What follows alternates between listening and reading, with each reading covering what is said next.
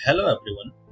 जब भी बात आती है कैलकुलेशन करने की, अक्सर हम कैलकुलेटर्स का यूज करते हैं। लेकिन जब भी हमें कॉम्प्लेक्स कैलकुलेशंस करने होते हैं, जहां पर बहुत सारे डेटा इन्वॉल्व होती हैं और बहुत सारे कॉम्प्लेक्स मैथमेटिकल इक्वेशन इन्वॉल्व होती हैं, वहां पर हम कुछ मैथमेटिकल सॉफ्टवेयर्स का यूज करते हैं अपने कंप्यूटेशन को करने के लिए। कुछ एग्जाम्पल्स देखते हैं जहां पर हमें कॉम्प्लेक्स मैथमेटिकल प्रॉब्लम को करने की जरूरत पड़ती है। जैसे कि अगर हम बात करें वेदर फोरकास्टिंग के पीछे के कैलकुलेशंस की, तो वहां पर हमें बहुत सारे डेटा को एनालाइज करके वेदर को फोरकास्ट करना होता है। वहां पर हम मैथमेटिकल सॉफ्टवेयर्स और सिमुलेशंस का यूज करते हैं अपने कैलकुलेशंस को करने के लिए। नेक्स्ट, अगर हम बात करें फार्मास्यूटिकल रिसर्च में, जैसे कि केमिकल रिएक्शन को सिमुलेट्स करना और उसके बाद उसके बायोलॉजिकल डेटा को कलेक्ट करके नए ड्रग की डिस्कवरी करना, इसमें भी हमारे पास बहुत सारे कॉम्प्लेक्स कैलकुलेशन इन्वॉल्व होती हैं, जिसको करने के लिए again we use mathematical softwares. Next, अगर हम बात करें एरोस्पेस इंजीनियरिंग की, तो यहाँ पर भी फ्लाइट के ट्रैजेक्टरी को ऑप्टिमाइज करना, एफिशिएंसी और सेफ्टी को इंश्योर करना वाइल ट्रैवलिंग इन एयर, इन सब चीजों के पीछे कॉम्प्लेक्स कैलकुलेशन इन्वॉल्व होती है, जहां पर अगेन हम सॉफ्टवेयर का यूज करते हैं। एक बहुत ही फेमस सॉफ्टवेयर जिसको हम बोलते हैं मैटलैब, उसका हम यहाँ यूज बहुत ज्यादा करते हैं फॉर सिमुलेशंस के लिए।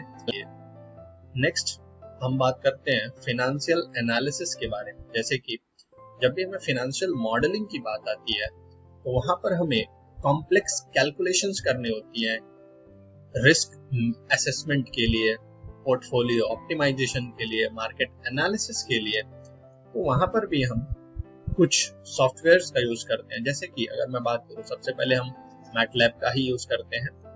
नेक्स्ट, हम स्टैटिस्टिकल कंप्यूटेशंस को करने के लिए हमारे पास आर लैंग्वेज का हम यूज करते हैं। फिर हम पाइथन का भी यूज करते हैं और उसमें कुछ इनबिल्ट लाइब्रेरीज जैसे कि नमपाई, पांडा, साइपाई, इन सभी का इन्वॉल्वमेंट होता है इन फाइनेंशियल मॉडलिंग। आज हम ऐसे ही एक मैथमेटिकल सॉफ्टवेयर के बारे में बात करेंगे विच इज ओपन सोर्स, मतलब वो फ्रीली अवेलेबल है और एक्सेसिबल है टू ऑल,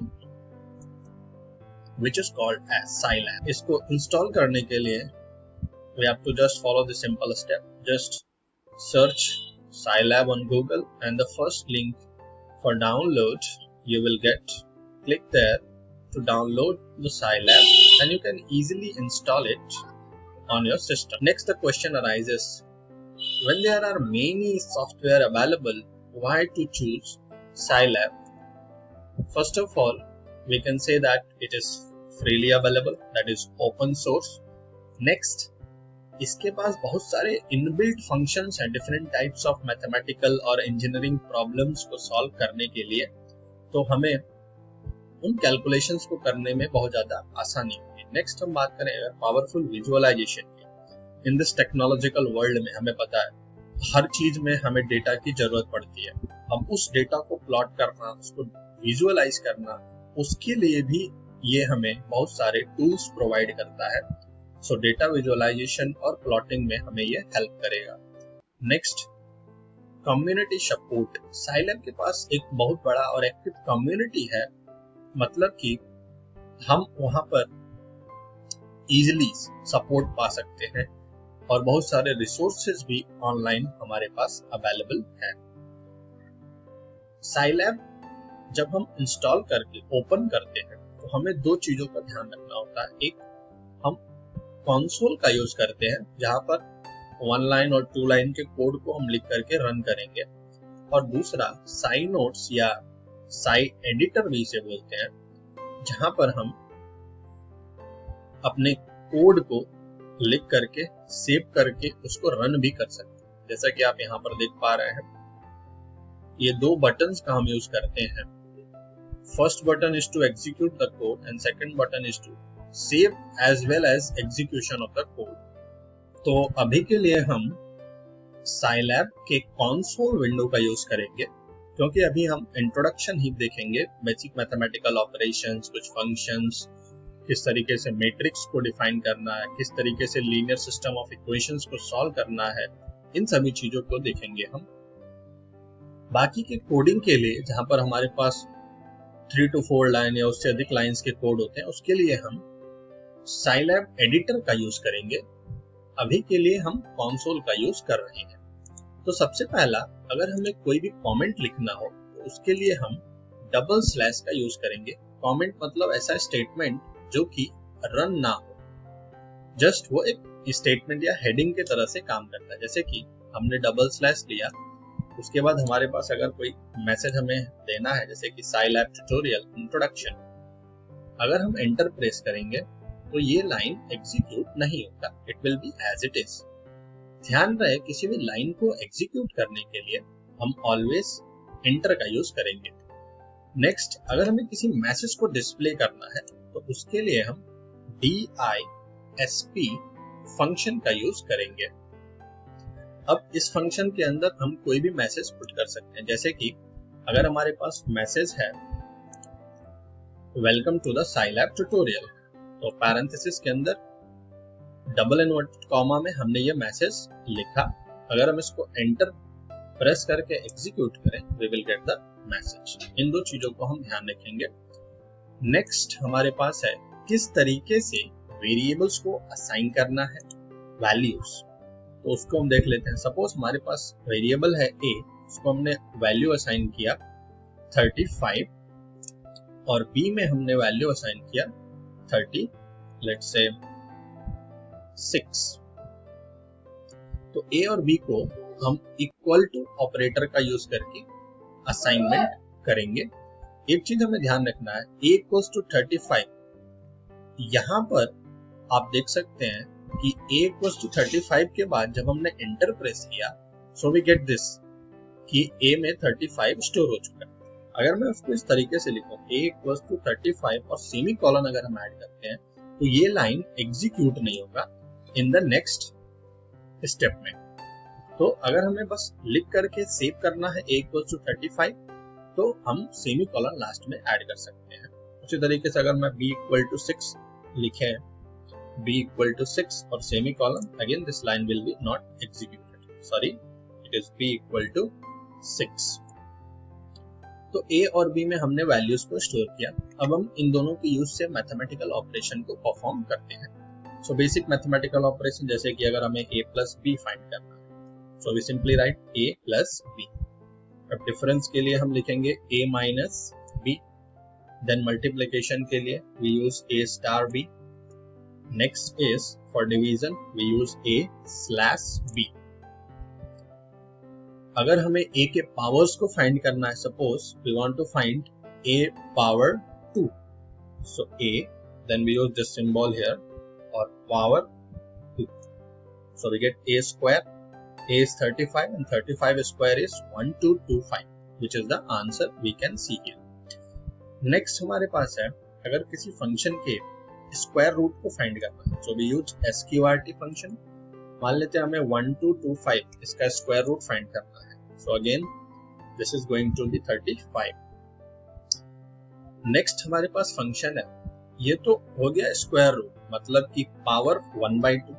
अगर हमें क्यूब रूट फाइंड करना है या उससे हायर nth रूट फाइंड करना है, इन जनरल अगर हमें nth रूट फाइंड करना है, उसके लिए हम क्या करेंगे, we write the command nth root of, let's say 27 का हमें क्यूब रूट फाइंड करना है, तो वी राइट nth रूट, इस फंक्शन का यूज करेंगे, देन वी राइट 27, उसके क्यूब रूट को फाइंड करना मतलब power 1/3, so what we do, we write here 3, so 27 raise to 1/3, इसका मतलब क्या होगा, it is equal to 3 only. Similarly अगर हम nth रूट हम मान लीजिए फाइंड करना चाहते हैं 256 के 6th या 8th रूट, तो हम लिखेंगे 256, 8, the answer will be 2 because 2 raised to 8 is 256। इस तरीके से हम nth रूट को भी फाइंड कर सकते हैं। नेक्स्ट हमारे पास फंक्शन है एब्सोल्यूट वैल्यू फंक्शन। हमें पता है एब्सोल्यूट वैल्यू के अंदर कोई भी वैल्यू डालेंगे अगर हम, तो वो हमेशा पॉजिटिव वैल्यू ही रिटर्न करेगा। जैसा कि हमने पुट किया ABS के अंदर -25, value will be always positive which is +25। इस तरीके से हम एब्सोल्यूट वैल्यू फंक्शन का यूज करेंगे। नेक्स्ट हमारे पास है कि अगर हमें लॉग फाइंड करना है किसी भी नंबर का, let's say we want to find what is the value of log 10, तो इसकी वैल्यू होगी 2.302। अब यहाँ पर ये जो लॉगरिथम है, यहाँ पर बेस बाय डिफॉल्ट e है। हमें पता है log base e of e equal to 1 होता है, वो हम यहाँ चेक कर सकते हैं। जैसे कि अगर log ऑफ e हम फाइंड करें, एक चीज हम ध्यान रखेंगे, जब भी मैथमेटिकल कांस्टेंट का यूज करते हैं उसके पहले हम परसेंटेज सिंबल का यूज करके ही उनको डिक्लेयर करते हैं। तो परसेंटेज e का मतलब हम वेरिएबल e की बात ना करके मैथमेटिकल कांस्टेंट e की बात करते हैं। तो यहाँ पर log e की वैल्यू क्या होगी, 1 होगी। यहीं से हम ये प्रूव कर सकते हैं कि यहाँ पर जो बेस यूज हो रहा है वो e है। अगर हम कुछ और बेस यूज करना चाहते हैं, लेट्स से हम बेस यूज करना चाहते हैं 10 और हमारे पास जो नंबर है वो है 10, तो log बेस 10 ऑफ 10, ये भी वैल्यू हमेशा 1 ही होता है। So you can see the result. Let's say हम फाइंड करना चाहते हैं log base 10 of 2, so this is what we get 0.301। इस तरीके से हम बेस लॉगरिथम के चेंज कर सकते हैं। एक और एग्जांपल, log बेस 10,000 अगर हम ले लेते हैं, तो यहाँ पर हमें क्या मिलेगा आंसर एज 4। इस तरीके से हमने लॉगरिथम का यूज देखा। नेक्स्ट, अगर हमें एक्सपोनेंशियल का यूज करना है, EXP फंक्शन का फाइंड करना है हमें, जैसे कि अगर हमें किसी नंबर के एक्सपोनेंशियल को फाइंड करना है, let's say we want to find e raised to 2, so what we do, EXP function का यूज करेंगे, पावर में 2 हमें चाहिए, so e raised to 2 which will be 7.389। इस तरीके से हम एक्सपोनेंशियल फंक्शन का यूज करेंगे। और अगर हमें मान लेते हैं d में हमें पाई की वैल्यू स्टोर करनी है, तो जब भी मैथमेटिकल कांस्टेंट्स की बात आएगी उसको, वो कांस्टेंट है ये डिक्लेयर करने के लिए हमेशा परसेंटेज सिंबल का यूज करेंगे। तो d में हमने अगर पाई स्टोर करना है तो परसेंटेज, और पाई के लिए हम लिखते हैं pi, तो d में ये वैल्यू स्टोर हो जाएगा। नेक्स्ट, अगर हमें e में एक्सपोनेंट स्टोर करना है e की वैल्यू, तो हम लिखेंगे परसेंटेज e। इन्फिनिटी को अगर हमें डिफाइन करना है, जैसे कि f में हमें इन्फिनिटी डिफाइन करना है, तो उसके लिए भी परसेंटेज INF इसका हम यूज करेंगे, तो f की वैल्यू इनफाइनाइट होगी। उसी तरीके से अगर हमें डिक्लेयर करना है कोई चीज which is not a number, तो उसके लिए हम यूज करते हैं percentage NaN। This means that g is not a number. अब हम बात कर लेते हैं ट्रिग्नोमेट्रिक फंक्शंस की। सबसे पहला मान लेते हैं हमने एक एंगल डिफाइन किया, लेट्स से एंगल को हमने डिफाइन किया π/4। सो π/4 लिखने के लिए कैसे लिखेंगे, परसेंटेज पाई डिवाइडेड बाय 4। इस तरीके से हम π/4 डिक्लेयर करेंगे। हम इसको रन नहीं कर रहे हैं, इसको सेव कर देते हैं, तो इसके लिए हमने सेमीकोलन पुट किया। तो एंगल हमने लिया π/4। अब इस एंगल पे डिफरेंट फंक्शंस अप्लाई करते हैं, जैसे कि अगर हमें फाइंड करना है साइन ऑफ π/4, तो हम क्या लिखेंगे, sine of this angle, what is the value, it is 1/√2। उसको अगर कैलकुलेट करेंगे तो हमें यही मिलेगा। हम यहाँ पर जस्टिफाई कर सकते हैं, जैसे कि 1/SQRT ऑफ 2 अगर हम देखें तो हमें यही वैल्यू मिलेगा। सो इस तरीके से हम sine of the given angle find किया हमने। उसी तरीके से अगर हमें कॉस फाइंड करना है, हमें पता है साइन और कॉस π/4 पे इक्वल ही होंगे, तो cos of this angle again we get the same value. tan π/4 हमें पता है 1 है, so tan of this angle अगर हम देखें तो we will get the answer as 1।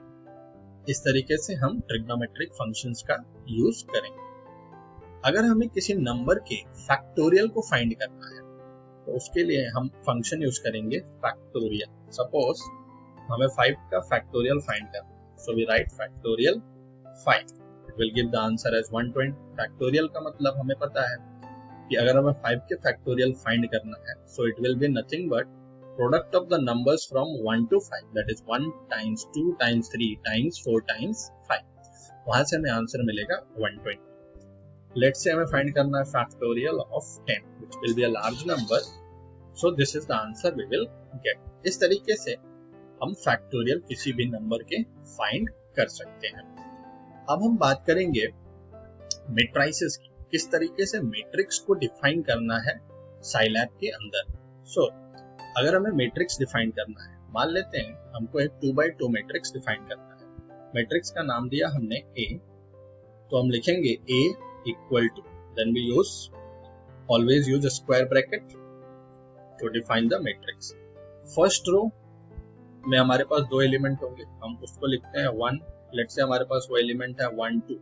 अब हम नेक्स्ट रो में जब आएंगे तो उसके लिए हम पुट करते हैं सेमीकोलन। सेमीकोलन डिनोट करेगा कि हमारा फर्स्ट रो एंड हुआ, अब नेक्स्ट रो चालू होगा। उसके एंट्रीज मान लेते हैं 3 4, तो लिखेंगे 3, 4। अगर हम इसको एग्जीक्यूट करें तो यहाँ पर हम देख पाएंगे the matrix we will get, उसके साइज क्या है 2x2। उसी तरीके से हमने एक बी मैट्रिक्स डिफाइन करते हैं 2x2 का ही। सो B equal to square bracket, let's say this time हम 3x3 डिसाइड करते हैं। सो पहले रो में 3 एलिमेंट मान लेते हैं, वो एलिमेंट है 1 2 3। देन सेकेंड रो में आने के लिए हम सेमीकोलन, उसके entries 4 5 6, again semicolon. Third row के एंट्रीज हम लेते हैं 7 8 और 9। इस तरीके से हमने 3x3 मैट्रिक्स को डिक्लेयर किया। एक मैट्रिक्स हम ले लेते हैं C which is again 2x2 ले लेते हैं, तो उसके लिए हमारे पास एंट्रीज अगर है 2 3 in the first row. Second row में आने के लिए हमने सेमीकोलन का यूज किया, उसके एंट्रीज हमने लिए 4 और 5। अगेन 2x2 मैट्रिक्स डिक्लेयर किया। तो इस तरीके से स्क्वायर ब्रैकेट, कॉमा और सेमीकोलन का यूज करके हम मैट्रिक्स को डिफाइन कर सकते हैं। अब हम मैट्रिक्स पे बहुत सारे ऑपरेशन, जैसे कि सबसे पहले अब हमें पता है अगर हमें एडिशन करना है तो ऑर्डर सेम होना चाहिए। अगर हम A प्लस B करते हैं तो यहाँ पर देख सकते हैं हमें ये मैसेज अपीयर होगा which that says it is of wrong dimension। एक 2x2 है, दूसरा 3x3 है, तो वहां पर एडिशन पॉसिबल नहीं होता है। लेकिन अगर हम A और C को ऐड करते हैं तो हमें मिलेगा the sum of the corresponding element, क्योंकि दोनों ही सेम ऑर्डर के एलिमेंट हैं। उसी तरीके से अगर हमें मल्टीप्लाई करना है तो अगर हम A और B को मल्टीप्लाई करेंगे, अगेन मल्टीप्लिकेशन पॉसिबल नहीं होगा, क्योंकि A के जो नंबर ऑफ कॉलम्स हैं और B के नंबर ऑफ रो वो इक्वल होने चाहिए मैट्रिक्स मल्टीप्लिकेशन डिफाइन होने के लिए। तो A के हम ऑर्डर है 2x2, B का ऑर्डर है 3x3। तो A का नंबर ऑफ कॉलम जो कि 2 है और B का नंबर ऑफ रो जो कि 3 है वो इक्वल नहीं है, तो मैट्रिक्स मल्टीप्लिकेशन भी डिफाइन नहीं होगा बिटवीन A एंड B। अगर हम A और C के बारे में बात करें तो वहां पर ये डिफाइंड होगा और हमें रिजल्ट मिलेगा एज देयर मल्टीप्लिकेशन। इस तरीके से हम मैट्रिक्स मल्टीप्लिकेशन भी फाइंड कर सकते हैं। अब अगर हमें ट्रांसपोज फाइंड करना है किसी भी मैट्रिक्स का, तो हम मान लेते हैं B हमारे पास दिया हुआ है मैट्रिक्स 3x3। अगर हमें B के ट्रांसपोज फाइंड करना तो हम सिंपली लिखते हैं B this symbol that is B dash. इससे हमें क्या मिलेगा, उसका ट्रांसपोज। जैसा कि अगर हम B में देखें फर्स्ट रो यहाँ पर क्या है 1 2 3, ट्रांसपोज फाइंड करते समय रो बिकम्स कॉलम, तो यहाँ B डैश में अगर देखें तो इसका फर्स्ट कॉलम हो जाएगा 1 2 3। इस तरीके से हम किसी भी मैट्रिक्स के ट्रांसपोज को फाइंड कर सकते हैं। अगर हमें इनवर्स फाइंड करना है जैसे कि, तो उसके लिए हम फंक्शन यूज करेंगे INV। हमें A का अगर इनवर्स फाइंड करना है, सो INV of A, we will directly get the inverse of the matrix A। अब नेक्स्ट हमारे पास है इनवर्स फाइंड करने के बाद अगर हम सपोज लेट्स से हम डिफाइन करना चाहते हैं व्हाट इज जीरो मैट्रिक्स या null matrix of order 2x2, तो उसके लिए हम लिखेंगे फंक्शन जीरोस 2x2 का चाहिए, सो 2, 2। यहाँ पे हमें 2x2 का नल मैट्रिक्स मिलेगा। उसी तरीके से सपोज 3x3 का चाहिए तो जीरोस 3, 3। यहाँ से 3x3 मैट्रिक्स।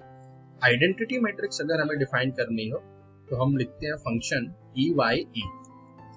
ऑर्डर अगर हमें चाहिए 2x2 का, so 2, again EYE of 3, 3, so this is what we will. Next हमारे पास है, अगर हमें डायगोनल मैट्रिक्स बनाना है उसके लिए हम पहले एक रो डिफाइन करते हैं जिसमें कि डायगोनल एलिमेंट्स को हम लिखेंगे। सपोज हम डायगोनल एलिमेंट्स चाहते हैं 1, 2, सो हमने उसको D में स्टोर किया। अब डायगोनल मैट्रिक्स को फाइंड करने के लिए हम लिखेंगे DIAG ऑफ D, मतलब कि डायगोनल एंट्रीज जो होंगी वो D के अंदर स्टोर है, which is 1, 2. So this is how we get the diagonal matrix of order 2x2. Suppose हमने E में स्टोर किया डायगोनल एलिमेंट को as 2, 3, 4. So in this case what we get? A 3x3 diagonal matrix. So we write DIAG of E. So this will give us 3x3 diagonal matrix. Next अगर हमें diagonal element के सम को find करना है उसको हम बोलते हैं ट्रेस। सो अगर हम फाइंड करें trace of this matrix, let's call the matrix, हमें पता है मैट्रिक्स ये है DIAG ऑफ E। सो इसके डायगोनल एलिमेंट को अगर हम सम करेंगे तो 4 + 3 + 2 which is equal to 9, उसको हम बोलते हैं trace of a matrix. Next अगर हमें इसके डिटर्मिनेंट को फाइंड करना है तो नेक्स्ट उसके लिए हमारे पास फंक्शन है DET। मैट्रिक्स हमारे पास है DIAG ऑफ E, तो उसका डायगोनल एंट्रीज के प्रोडक्ट ही बेसिकली डिटर्मिनेंट होता है डायगोनल मैट्रिक्स के केस में। तो यहाँ पर हम वेरीफाई कर सकते हैं 4 × 3 = 12 × 2 = 24। तो सिंपली अगर हमारे पास कोई मैट्रिक्स है, सपोज हमारे पास एक A मैट्रिक्स है, उसको हमने डिफाइन किया 1, 2 एंड सेकेंड रो हमारे पास है 3, 4, इसके डिटर्मिनेंट को फाइंड करना है। सो हम लिखते हैं determinant of this matrix A, DET of A। So हमें उसका डिटर्मिनेंट मिलेगा -2। नेक्स्ट हमारे पास application of matrix which is in the solving of system of linear equations. तो हमारे पास नेक्स्ट टॉपिक है सिस्टम ऑफ लीनियर इक्वेशन कैसे सॉल्व करना है। तो हम दो इक्वेशन कंसीडर कर लेते हैं। लेट्स से हमारे पास पहला इक्वेशन है 3x + 2y = 7 and second equation is x + 4y = 10। हमें सॉल्व करके x और y फाइंड करना है। तो हमने पढ़ा हुआ है हम क्या करते हैं, ऐसे सिस्टम को लिखते हैं ax = b के फॉर्म में। तो अब मैट्रिक्स A और मैट्रिक्स B को हमें डिफाइन करना है। मैट्रिक्स A को डिफाइन करने के लिए हम क्या करेंगे, x और y के coefficient in the first row या फर्स्ट इक्वेशन और सेकंड इक्वेशन, उसको हम फर्स्ट रो और सेकंड रो के फॉर्म में लिखेंगे। जैसे कि फर्स्ट इक्वेशन में x और y का जो कोएफिशिएंट है वो है 3, 2, सो फर्स्ट रो के एंट्रीज होंगे 3, 2। Then second row that is semicolon, x का कोएफिशिएंट इन सेकंड इक्वेशन में वो है 1, y का है 4। इस तरीके से हमने मैट्रिक्स A डिफाइन किया। B हमारा कांस्टेंट का मैट्रिक्स, कांस्टेंट हमारे पास है 7 और 10। सो फर्स्ट रो में 7, सेकंड रो मतलब सेमीकोलन में 10। अब हमारे पास A मिला और B मिला। X को फाइंड करने के लिए remember this format, how we do this, we write A then slash then B, that will give the value of X and Y। so यहाँ पर X की वैल्यू मिलेगी 0.8 समथिंग और वहां पर Y की जो वैल्यू होगी that is equal to 2.3। hope you understood the basics of Scilab to perform these mathematical operations। So आज हमने बेसिक ऑपरेशन जैसे कि addition, subtraction, multiplication, division, finding the power of any number, finding the nth root of any number, absolute value of any number, how to find the remainder while dividing. उसके बाद हमने matrix के operations, matrix addition, subtraction, matrix create कैसे करना है, multiplication, inverse of matrix, determinant, transpose, इन सब चीजों को देखा। फिर हमने कुछ स्पेशल टाइप्स ऑफ मैट्रिक्स जैसे कि identity matrix, null matrix, diagonal matrix, इन सबको डिफाइन किया। उसके बाद हमने मैट्रिक्स का यूज करके सिस्टम ऑफ लीनियर इक्वेशंस को सॉल्व किया। Hope you understood these concepts. Thank you for your time.